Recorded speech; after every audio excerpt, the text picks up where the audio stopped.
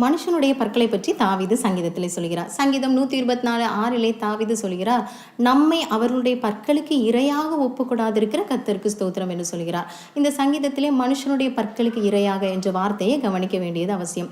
தாவீதுக்கு சிங்கத்தினுடைய பற்கள் எப்படி இருக்கும் என்பதும் தெரியும், கரடியினுடைய பற்கள் எப்படி இருக்கும் என்பதும் தெரியும். தாவீது தன் தகப்பனுடைய ஆடுகளை மேய்த்து கொண்டிருந்த பொழுது ஒரு விசை சிங்கமும் ஒரு விசை கரடியும் தன் மந்தையில் உள்ள ஆட்டை பிடித்து சென்றது. இப்படி சென்று சிங்கத்திற்கு பின்பாகவே ஓடி சென்று அதை அடித்து சிங்கத்தினுடைய வாயிலிருந்து தன் ஆட்டை காப்பாற்றினவன் தான் இந்த தாவீது. அது மட்டுமல்லாமல் தன்னையும் தன்னுடைய மந்தையும் தாக்க வந்த கரடியையும் சிங்கத்தையும் அதோடு கூட போராடி அதை அடித்தே கொன்று தன்னையும் தன்னுடைய மந்தையும் காப்பாற்றினவன் தான் இந்த தாவீது.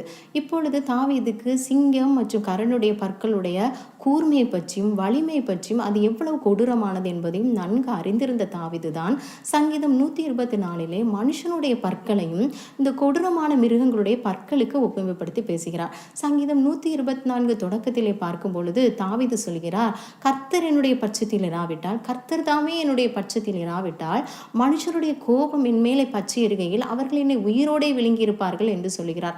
இதே போலதான் நீங்கள் எப்பொழுது அழிந்து போவீர்கள், உங்களுடைய தலைமுறை எப்பொழுது அழிந்து போகும், உங்களுடைய பெயர் எப்பொழுது அற்று போகும் என்று எத்தனிக்கிற மனிதர்கள் உண்டு. உங்களை வார்த்தைகளினாலும் செயல்களினாலும் தினந்தோறும் உங்களை கஷ்டப்படுத்துகிற கலங்கடிக்க பண்ணுகிற மனுஷனுடைய பற்கள் உண்டு. எப்பொழுது நீங்கள் அழிந்து போவீர்கள், எப்பொழுது உங்கள் ஆசீர்வாதங்கள் எல்லாம் நஷ்டமாகும், எப்பொழுது நீங்கள் ஒன்றுமில்லாமல் அழிந்து போவீர்கள் என்று எப்பொழுதும் உங்களோடு கூட போராடி கொண்டிருக்கிற மனுஷருடைய பற்கள் உண்டு.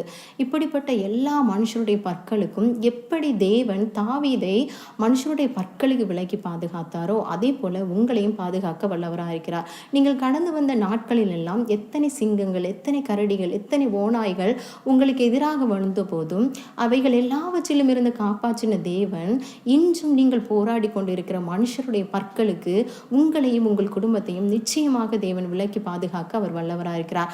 தேவன் உங்களுடைய பட்சத்தில் இருக்கிறபடியினால் எல்லா விக்கினங்களுக்கும் தேவன் விலக்கி உங்களுக்கு வெற்றியை தந்து எப்படி இந்த சங்கீதம் தாவீது நன்றி சொல்கிறாரோ அதே போல உங்களையும் நன்றி செலுத்த வைப்பார். ஆமென்.